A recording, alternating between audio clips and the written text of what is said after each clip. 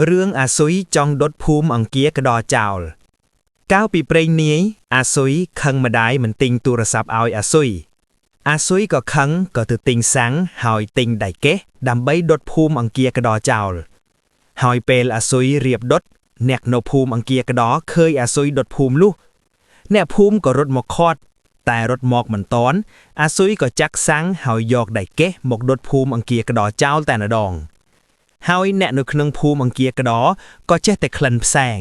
ហើយពេលទៅមើលឃើញឆេះផ្ទះប្រជាជននៅក្នុងភូមិអង្គាកដោអស់ទៅហើយប្រជាជនក៏នាំគ្នាយកអីវ៉ាន់ចេញពីផ្ទះទៅនៅឯភ្នំពេញហើយប៉ូលីសនៅឯភ្នំពេញក៏ជិះឡានមកភូមិអង្គាកដោដើម្បីចាប់អាស៊ុយយកទៅសួរនាំនៅឯប៉ុស្តិ៍ប៉ូលីសដើម្បីរកមូលហេតុហើយពេលប៉ូលីសរកមូលហេតុឃើញអាស៊ុយក៏ភ័យលិចនោមដាក់ប៉ុស្តិ៍ប៉ូលីស